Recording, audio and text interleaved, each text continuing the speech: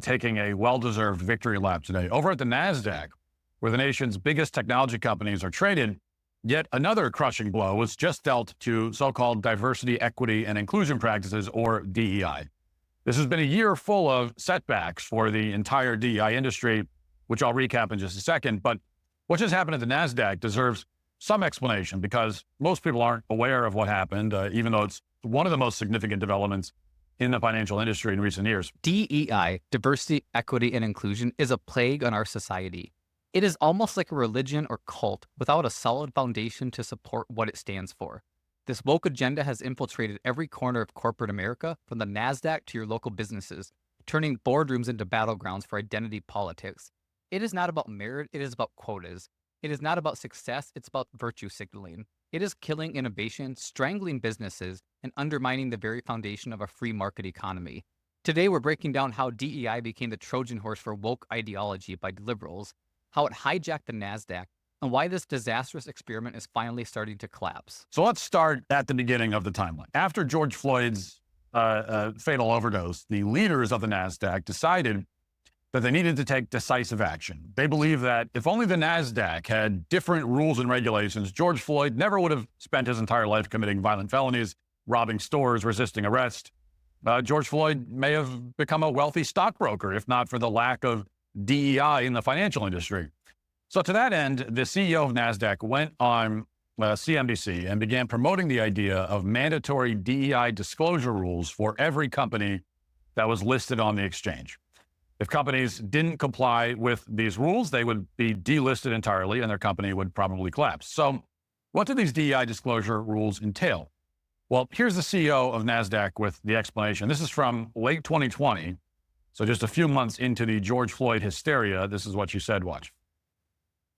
Where they're an investor. And so we focus on disclosure as the foundation for our proposal. So the first thing is we're asking every company to disclose the composition of their board based on self-identifying, each of the board members self-identifying their diversity, and then putting together a standardized table so investors can make and understand it easily and can compare companies across the spectrum of NASDAQ-listed companies at least.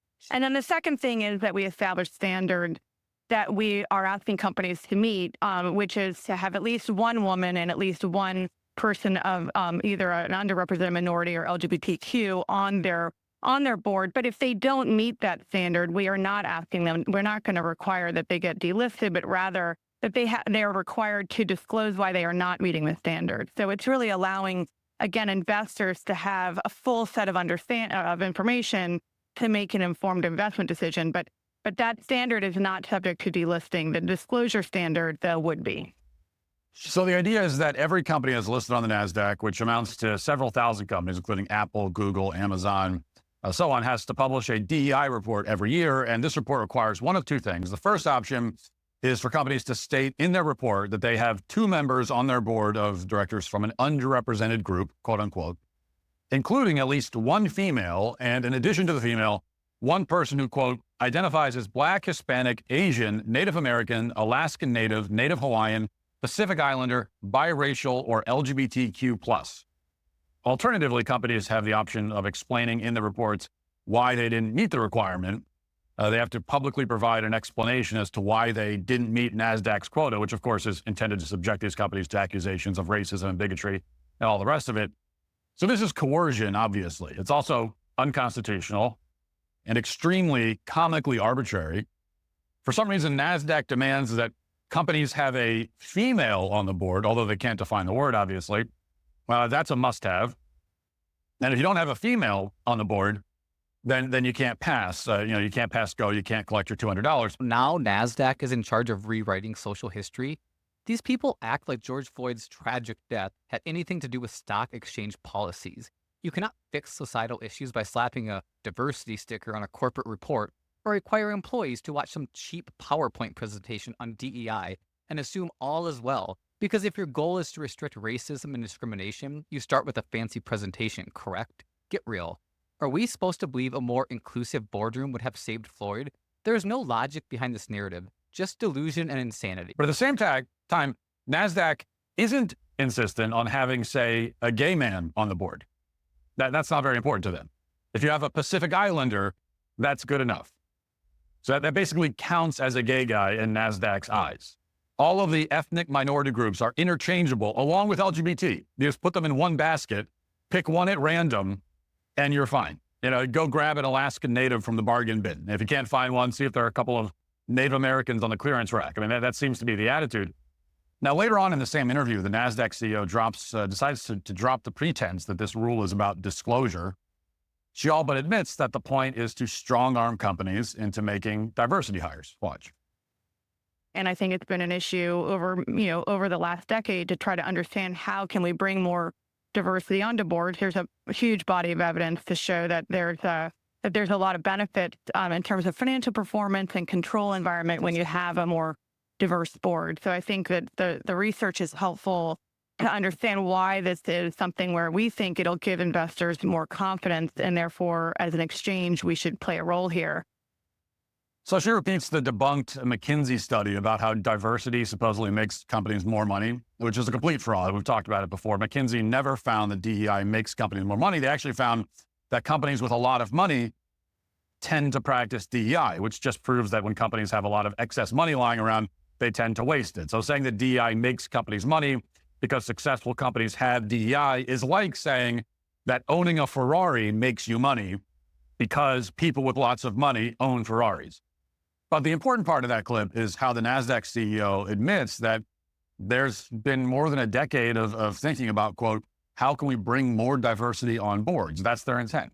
And they finally decide on this course of action. They're going to publicly shame companies that try to select board members on the basis of merit instead of race and gender and sexual orientation. And the rule went into effect shortly after that interview, and it's been in effect, for some time now, ever since then. But yesterday, the Fifth Circuit Court of Appeals, which is based in New Orleans, finally put an end to this insanity. They ruled that the Securities and Exchange Commission didn't have the legal authority to approve this DEI policy. And it's quite a takedown to the point that it's worth going through some of it. So here's one section of the majority opinion, for example. It said, quote, what is the public interest here? NASDAQ claimed there is an established link between the racial, gender, and LGBTQ plus identities of a company's board and the quality of a company's financial reporting, internal controls, public disclosure, and management oversight. But NASDAQ offered little support for its assertion that there is an empirically established or even logical link between the racial, gender, and sexual composition of a company's board and the quality of its governance. NASDAQ offered only the barest speculation to support the proposition that there is any link between investor protection and racial and sexual diversity. In other words, the court did what no one in corporate media did for the past 5 years. They actually looked at the studies that supposedly show that DEI helps companies improve their performance, and they found that there's no evidence at all, of course. This is something that activists in the federal government simply asserted out of thin air and accused you of being racist if you disagreed. The Fifth Circuit Court of Appeals called out the nonsense, calling out the SEC for overstepping its bounds. I mean, since when did the SEC become the woke police? Their job is to regulate markets, not force companies into these ridiculous DEI charades. This ruling is a huge win for common sense and a major blow to the woke agenda, trying to strong-arm businesses into identity politics. Woke agenda is like a cancer that tries to spread into every area of our society. And it ends up, guess what, destroying and killing everything in its path, sometimes beyond repair. That tactic used to work, doesn't work anymore. And there are other reasons the court struck down this rule as well. One of them is that the SEC is supposed to regulate things like market manipulation and proxy voting. They're not supposed to be involved in forcing DEI mandates and social engineering down everybody's throat. So they're wildly overstepping their authority, especially since states, not the federal government, are supposed to have the primary authority to regulate corporations. Now, the only surprising part of this ruling is that it took so long. I mean, initially when the Fifth Circuit heard this case, they upheld the DEI rule, probably because all 3 judges on the panel were appointed by Democrat presidents. But 2 conservative groups, the National Center for Public Policy Research and the Alliance for Fair Board Recruitment, appealed to a full panel of the Fifth Circuit, which ultimately overturned the rule. Now, this is, among other things, a devastating blow to the DEI agenda. It's a rejection of the federal government's efforts to force some of the most powerful companies on the planet to practice DEI. It also creates a lot of problems for so-called ESG investing, where major investment firms direct money to companies that practice DEI. Republicans in Congress are currently advancing the Dismantled DEI Act, which will eliminate DEI in the federal government, but also crucially, The bill would also ban the federal government from hiring any contractors that practice DEI. In other words, these companies stand to lose billions of dollars if they keep discriminating on the basis of race. For companies like Boeing, which make nearly half of their money from the government, that would be devastating. It would destroy the company. So they're getting rid of the nonsense. In other words, Republicans in Congress, for the first time in a while, are generating positive and noticeable social change by actually using the power that they have at their disposal. And that's been the story of DEI in general this year, from states and universities dismantling their DEI program, to the success of my film, Am I Racist?, to the crushing defeat of Kamala Harris, the ultimate DEI candidate. It's very clear that DEI is on its way out. The ideology that was so dominant just a few years ago has now been thoroughly exposed, humiliated, laughed out of court. Just like BLM and hateful, fraudulent, anti-white narratives, DEI has rapidly become irrelevant. Merit, competence, the rule of law are now ascendant. That's one of the right's biggest victories of 2024. And it's worth celebrating and memorializing so that we never make the mistake of allowing these corrupt and moronic peddlers of race hatred to ever hold power again. DEI is being dismantled piece by piece. The courts are rejecting it, businesses are ditching it, and Republicans are finally using their power to fight back.